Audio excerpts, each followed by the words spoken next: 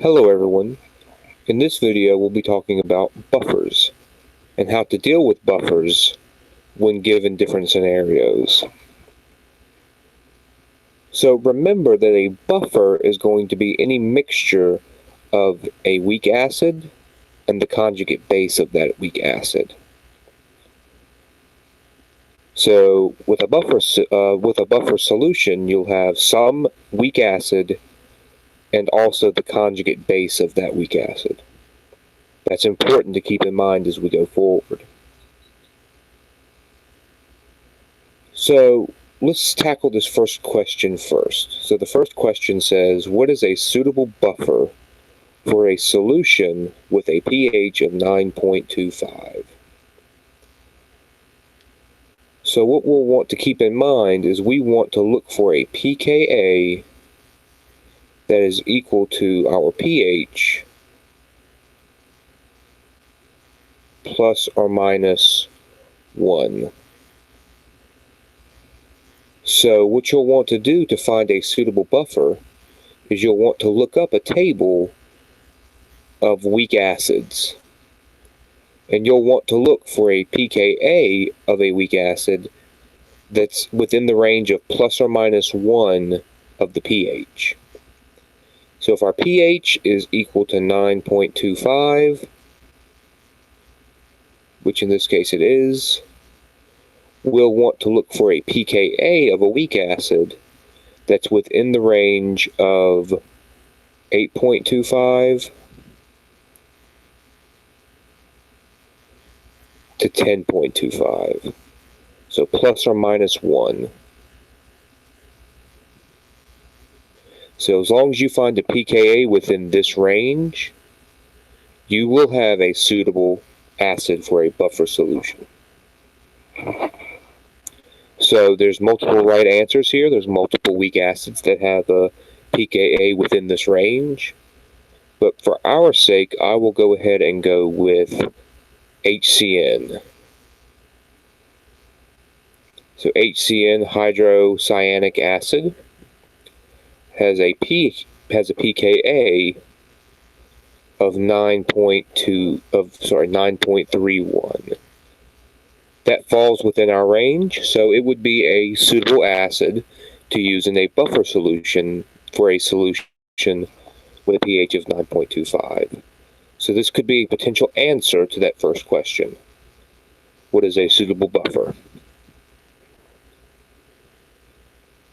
Because like we said, a buffer solution is going to be an acid. So our generic acid is HA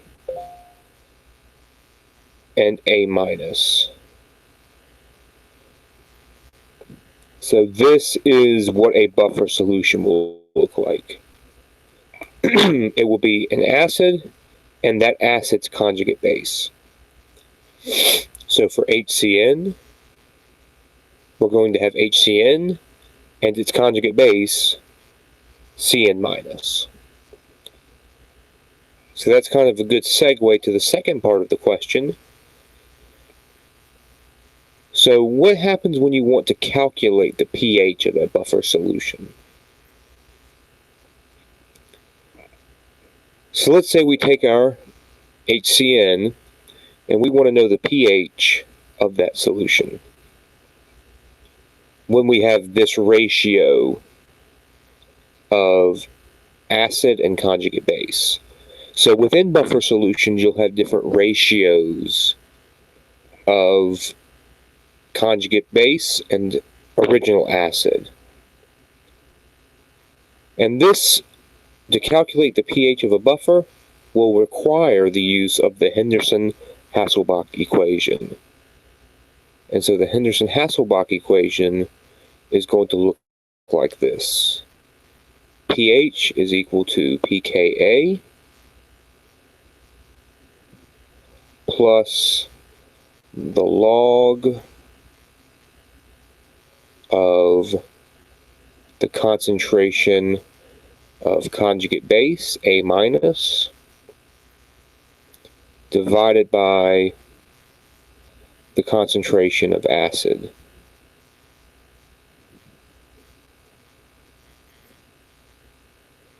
So this here is the Henderson-Hasselbalch equation.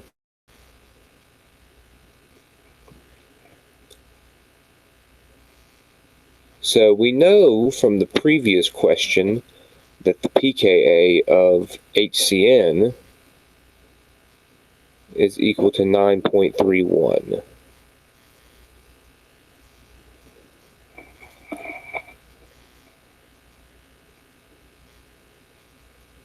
So this pKa will get plugged in here. This, the concentration of our acid, will get plugged in here. And this, the concentration of our conjugate base, will get plugged in here.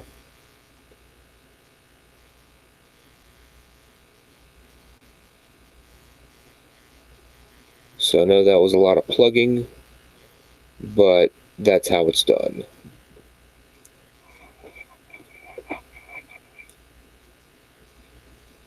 So we'll take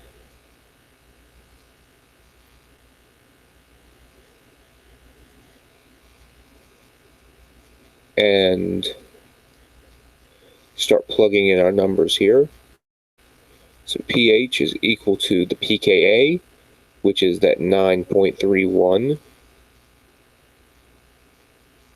plus the log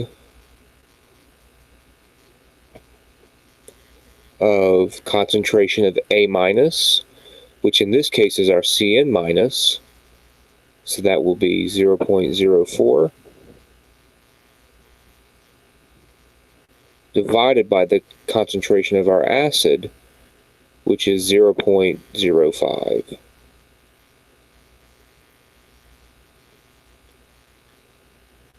Okay? So if you simplify this expression here, if you go ahead and solve for this, 0.04 divided by 0.05 comes out to equal 0.8. So we can rewrite this as pH is equal to 9.31 plus the log of 0.8. If you take the log of 0.8, it comes out to equal negative 0.097. Bring down our pKa. So 9.31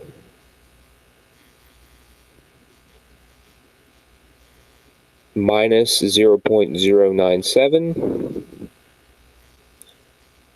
Subtract that. You'll end up with pH equal to 9.213.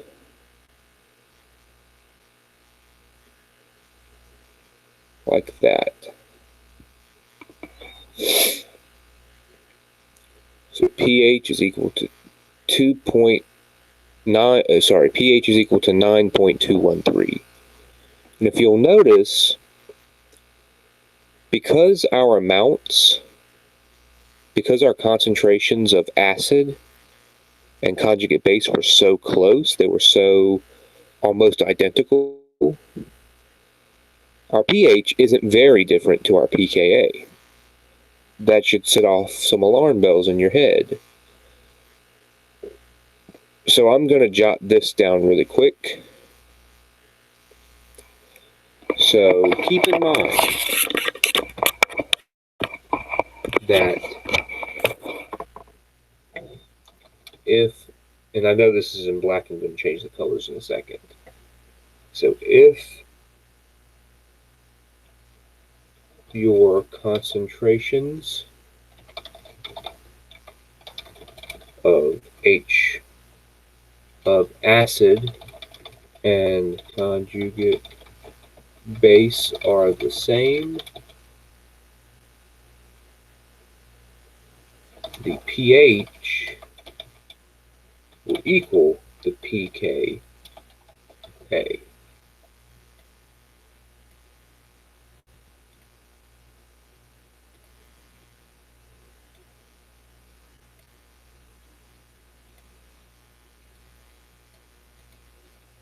So if your concentrations of acid and conjugate base are the same, the pH is going to equal the pKa. So let's say we changed, to illustrate this, let's say we changed this to 0.05. So let's say we had 0.05 molar concentration of HCN and 0.05 concentration of CN minus. Then our Henderson-Hasselbalch would end up looking something like this.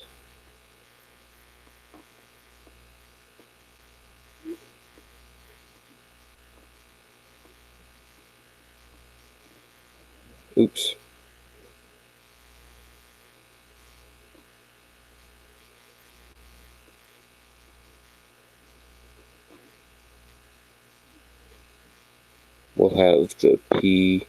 We'll have the conjugate base on top, the acid on the bottom.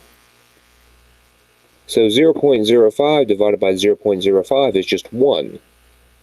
So we have pH is equal to the pKa plus the log of 1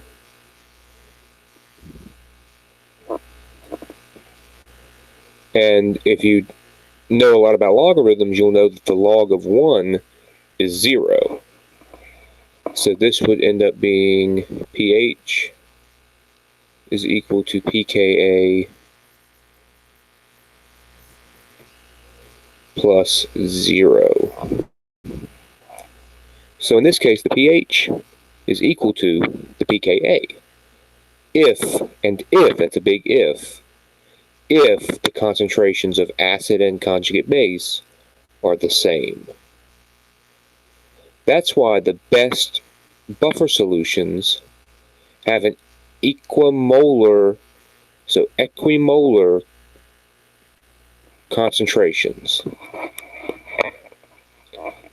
Your best buffers, I'll say this again, your best buffers will have equal amounts or close to equal amounts of acid and conjugate base.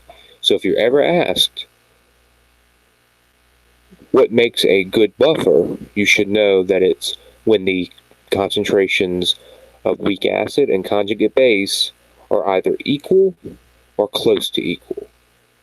So if you notice in our original question, when we had them almost being equal, we were still pretty close to the pH.